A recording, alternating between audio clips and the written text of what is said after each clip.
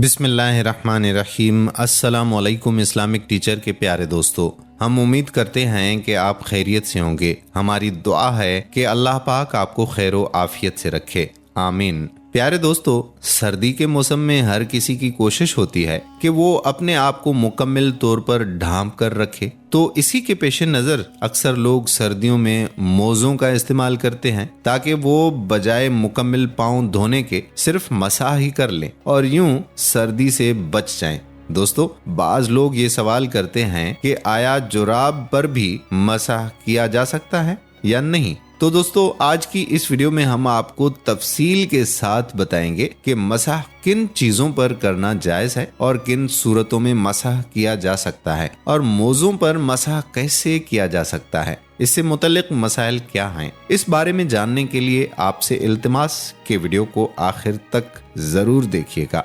प्यारे दोस्तों, अगर आप हमारे चैनल इस्लामिक टीचर की ये वीडियो पहली बार देख रहे हैं और अभी तक आपने हमारा चैनल सब्सक्राइब नहीं किया तो हमारी आपसे गुजारिश है कि आप हमारा चैनल जरूर सब्सक्राइब कर लें और साथ ही लगे बेल के बटन को भी जरूर प्रेस कर लें ताकि आपके पास फ्यूचर में हमारी अपलोड होने वाली मजीद इस्लामिक और मालूमाती वीडियोस का नोटिफिकेशन बर वक्त मिलता रहे। प्यारे दोस्तों, याद रहे कि मसाह का लुग़वी मानी किसी चीज पर हाथ फेरना है और शरीयत की इस्लाह में मसाह से मुराद तर हाथ का किसी उज़्वे या मोज़ों पर फेरना है। मोज़ों पर मसाह करना जायज अम्र है और शरीयत मुहम्मदी सल्लल्लाहु अलैहि वसल्लम में इसकी इजाजत दी गई है कि सफर व हज़र में मोज़ों पर मसाह कर सकते हैं। ये हुक्म दरअसल एक रुखसत है जो हुजूर सल्लल्लाहु अलैहि वसल्लम ने उम्मत को अता कर रखी है। मोज़ों पर मसाह के हवाले से मुख्तलिफ अहादीस वारिद हुई हैं। मुगीरा बिन शुअबा रज़ियल्लाहु ताला अन्हु से मुरवी है, वो कहते हैं कि एक बार मैं रसूलुल्लाह सल्लल्लाहु अलैहि वसल्लम के साथ सफर पर था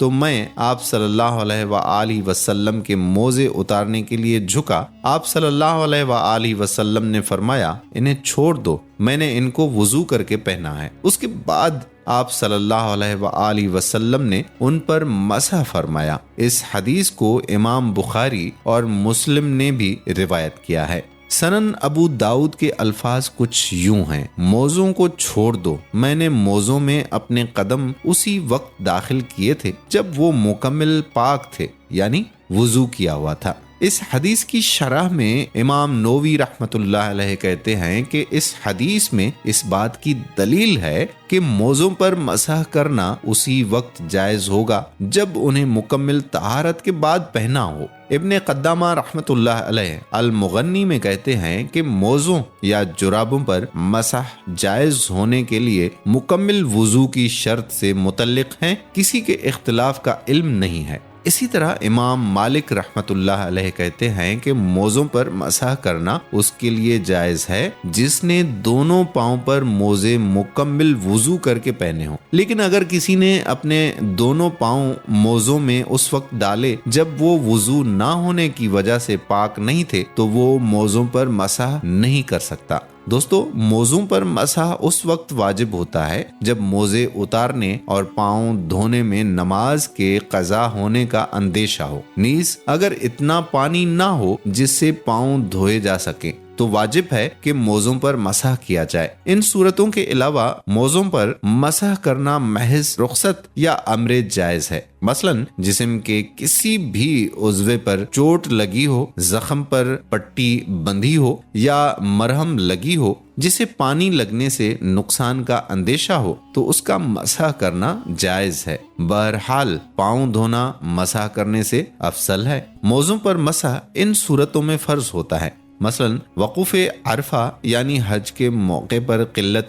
वक्त के बायस अरफात में ठहरने का फरीज़ा अदा ना होने का अंदेशा हो तो लाजिम है कि मोज़ा ना उतारा जाए बल्कि उसी पर मसाह किया जाए। دوستو رہا سوال جرابوں پر مسح کرنے کا، تو اس حوالے سے مشہور اہل حدیث عالم شیخ نذیر حسین دہلوی سے پوچھا گیا کہ اونی اور سوتی جرابوں پر مسح جائز ہے یا نہیں، تو وہ جواب میں تحریر کرتے ہیں کہ مذکورہ جرابوں پر مسح جائز نہیں ہے، کیونکہ اس کی کوئی صحیح دلیل قرآن و سنت میں نہیں ملتی، اور مجوزین نے جن چیزوں سے استدلال کیا ہے اس میں خدشات ہیں۔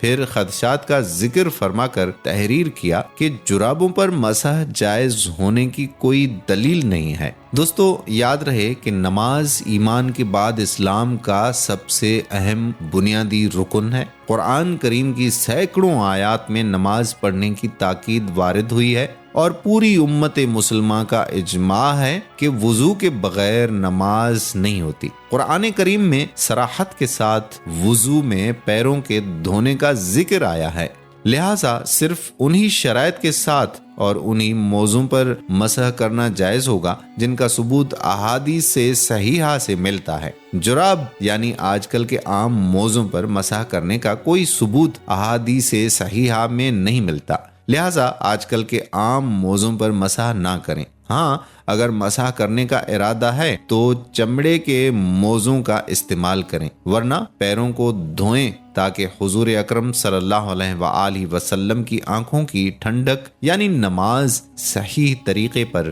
ادا ہو سکے۔ دوستو یہ تھے مسح کے چند مسائل۔ آئیے اب آپ کو بتاتے ہیں کہ موزوں پر مسح کرنے کا طریقہ یہ ہے کہ دائیں پاؤں کا مسح دائیں ہاتھ کی 3 انگلیوں سے اور بائیں پاؤں کا مسح بائیں ہاتھ کی 3 انگلیوں سے کیا جائے گا۔ انگلیوں کو پاؤں کی پشت سے شروع کر کے پنڈلی تک کھینچا جائے گا۔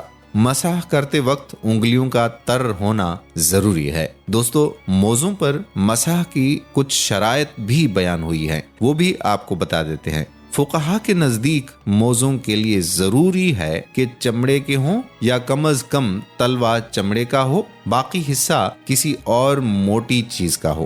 موزے ایسے ہوں کہ ٹخنے چھپ جائیں، پاؤں سے چپٹے ہوئے ہوں کہ انہیں پہن کر آسانی سے چل پھر سکے، وضو کر کے پہنا ہو، پہننے سے پہلے جنبی ہو، نہ پہننے کے بعد جنبی ہوا ہو، مقررہ مدت کے اندر پہنے جائیں۔ کوئی موزہ پاؤں کی 3 انگلیوں کے برابر پھٹا ہوا نہ ہو۔ مدت مسح کے بارے میں بھی اکثر لوگوں کا سوال ہوتا ہے، تو اس حوالے سے بھی ملاحظہ کریں کہ موزوں پر مسح کی مدت مقیم شخص جو مسافر نہ ہو اس کے لیے 1 دن اور 1 رات ہے، جبکہ مسافر کے لیے مدت 3 دن اور 3 راتیں ہیں۔ حضرت شریح بن حانی رضی اللہ تعالیٰ عنہ روایت کرتے ہیں کہ انہوں نے حضرت عائشہ رضی اللہ تعالیٰ عنہا کی خدمت میں حاضر ہو کر موزوں پر مسح کرنے کی مدت پوچھی، تو آپ رضی اللہ تعالیٰ عنہما نے فرمایا کہ حضرت علی ابن ابی طالب رضی اللہ تعالیٰ عنہ کے پاس جاؤ اور ان سے یہ مسائلات دریافت کرو، کیونکہ وہ حضور نبی اکرم صلی اللہ علیہ وآلہ وسلم کے ساتھ اکثر سفر میں رہا کرتے تھے۔ انہوں نے حضرت علی رضی اللہ تعالیٰ عنہ سے پوچھا تو آپ رضی اللہ تعالیٰ عنہ نے فرمایا کہ حضور نبی کریم صلی اللہ علیہ وآلہ وسلم نے مسافر کے لیے 3 دن اور 3 راتوں کی اور مقیم کے لیے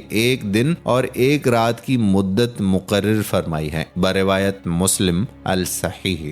دوستو مسح کن چیزوں سے ٹوٹتا ہے؟ اس بارے میں فقہا کا کہنا ہے کہ وہ چیزیں جن سے وضو ٹوٹ جاتا ہے انہی سے مسح بھی ٹوٹ جاتا ہے۔ مدت مسح پوری ہو جانے سے مسح ٹوٹ جاتا ہے۔ اگر ایک موزہ اتار دیا تو مسح ٹوٹ جاتا ہے۔ کسی طرح موزے کے اندر پانی داخل ہو گیا، مثلا وہ آدمی پانی میں داخل ہوا اور اس کا نصف سے زیادہ پاؤں دھل گیا تو مسح ٹوٹ جائے گا۔ وہ چیزیں جن پر مسح جائز نہیں ان کے بارے میں فقہا کا کہنا ہے کہ جرابوں پر، ہاتھ پر پہنے ہوئے دستانوں پر، ٹوپی پر، سر پر بندھے ہوئے مفلر یا عمامے پر، دوپٹے یا برقعے پر مسح کرنا جائز نہیں ہے۔ प्यारे दोस्तों, ये थे वो मोटे मोटे मसाइल जो कि मोज़ों पर मसाह के हवाले से थे। चूंकि सर्दी के मौसम में अक्सर लोग मोज़े इस्तेमाल करते हैं लेकिन उनको मसाइल के बारे में मालूम नहीं होता, इसलिए ये मसाइल आपके लिए पेश किए गए हैं। इन मसाइल को ज्यादा से ज्यादा आप शेयर करें ताकि बाकी लोग भी इन मसाइल के बारे में जान सकें और मौज़ों का इस्तेमाल इन मसाइल की रोशनी में कर सकें।